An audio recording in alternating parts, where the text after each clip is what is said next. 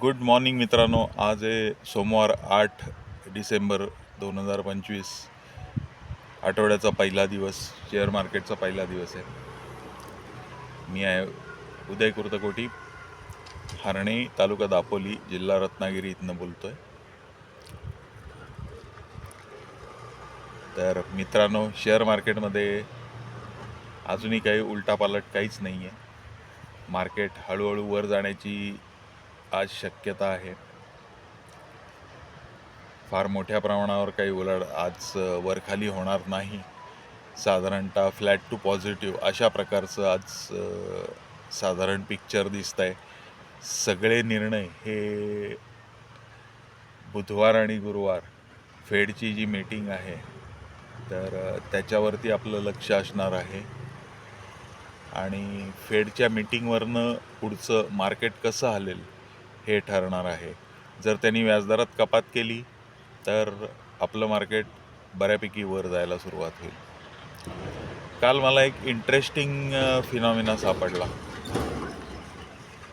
तो पहिल्यांदा मी तुम्हाला सांगतो. जेव्हा जेव्हा फेडनी डॉलर्स प्रिंटिंग जोरात चालू केलं तेव्हा तेव्हा आपलं शेअर मार्केट अतिप्रचंड प्रमाणात वर गेलेलं आहे. त्याचं एक महत्त्वाचं कारण म्हणजे डॉलर्स छापले की लोकांच्या हातात पैसे येतात, अमेरिकन लोकांच्या हातात, आणि ते गुंतवायचे कुठं तर इंडियासारख्या इमर्जिंग मार्केट्समध्ये ते पैसे गुंतवले जातात. तर अशा प्रकारे आपलं मार्केट वर जातं. हा एक इंटरेस्टिंग फिनॉमिना आहे. मग क्वांटिटेटिव्ह इझिंग जेव्हा येतं तेव्हा जनरली डॉलर प्रिंटिंग होतं. आणि आत्ताच फेडनी निर्णय घेतलेला आहे की क्वांटिटेटिव्ह इझिंग चालू ठेवणे पुढं चालू ठेवायचं आहे. तर त्याच्यामुळे डॉलर प्रिंटिंग ही पुढची स्टेप आहे आणि त्याच्यावरनं आपल्याला आपलं मार्केट वर जाईल असा अंदाज दिसतो. आणि क्वांटिटेटिव्ह टाईटनिंग जेव्हा येतं तेव्हा मात्र आपलं मार्केट पडायला सुरुवात होते, कारण पैसे स्क्वीज होतात. आणि तशातही आपला डॉलर रुपया हा मजबूत झालेला आहे. डॉलरच्या तुलनेमध्ये डॉलर जरी घसरलेला असला तरी आपला रुपया पण घसरलेला आहे.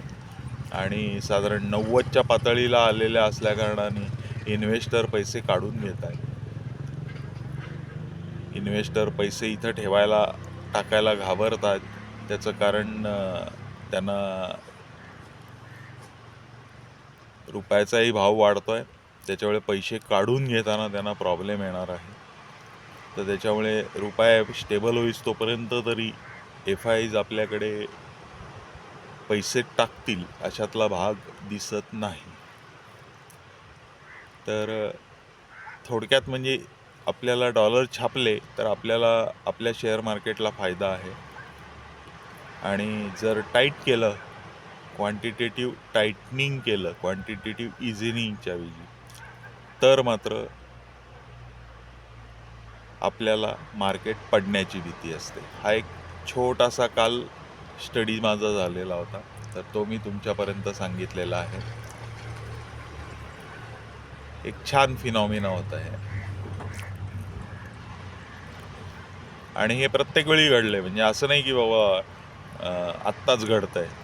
हे पूर्वीपासून घडत आलेलं आहे आणि घडतच राहत आहे. तर आपल्याला हे लवकरच हे छान दिवस येतील असा अंदाज आहे. म्हणजे FI आपल्याकडे पैसे टाकतील, पण त्याला अजून थोडासा वेळ आहे. सोनं चांदी हायला पोचलेलं आहे आणि टोटली हाय गेलेलं आहे. दिल्लीच्या मार्केटमध्ये नवीन रेकॉर्ड केलेला आहे. 1,34,900चा रेकॉर्ड झालेला आहे. तर त्या दृष्टिकोनातनं सोनं चांदी हे फक्त फिजिकली होल्ड करायचं आहे. खरेदी विक्री त्याच्यात अजिबात करायची नाही.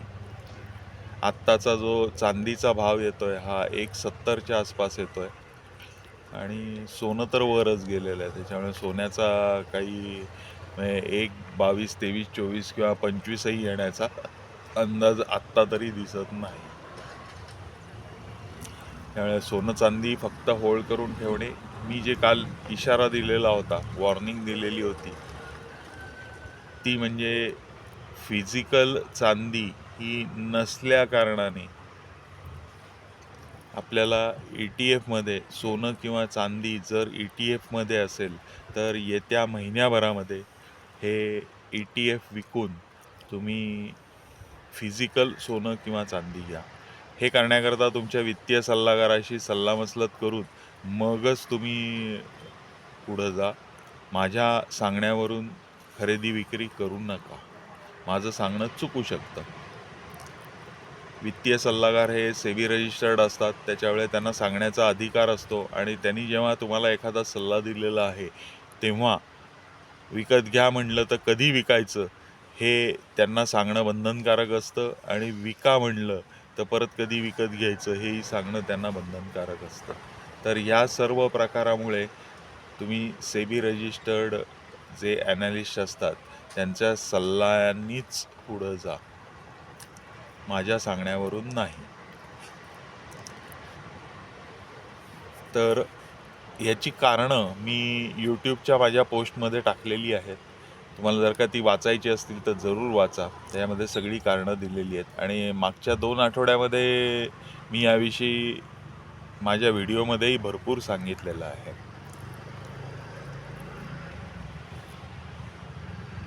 तर चला मित्रांनो, फार काही बोलत नाही आज. मार्केटकडे लक्ष ठेवू. मार्केट वाढतच चाललेलं आहे आणि स्मॉल कॅप पडत चाललेले आहेत. हे तुमचंच झालं आहे किंवा माझंच झालं आहे अशातला भाग नाही. मी इवन माझं सर्व ब्रोकर्सकडे मिळून माझे शेअर्स पडलेले आहेत याचे स्क्रीनशॉट्स मी तुम्हाला दिलेले आहेत आणि त्याच्यामध्ये तुम्हाला टक्केवारी दिसते की किती टक्के मार्केट माझं पडलेलं आहे आणि माझं किती टक्के पडलेलं आहे हेही त्याच्यामध्ये तुम्हाला दिसतंय.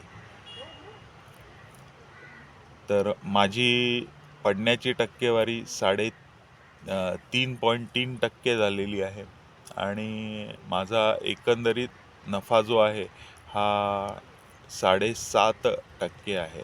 याच्यामध्ये मी हेजिंग केलेलं आहे त्याची पोझिशन इन्क्लूड आहे. सोने चांदी ETF इन्क्लूड आहेत, पण फिजिकल सोनं चांदी त्याच्यामध्ये आतमध्ये घातलेलं नाही आहे. तर या दृष्टिकोनातनं पाहिलं तर सोनं चांदी जर का त्याच्यात इन्क्लूड केले तर मात्र हा नफा खूपच जास्ती होईल.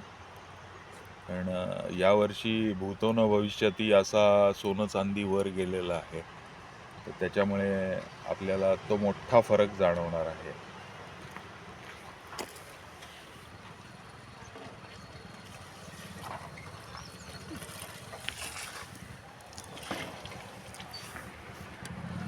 चला मित्रांनो, भेटूया परत पुढच्या व्हिडिओमध्ये.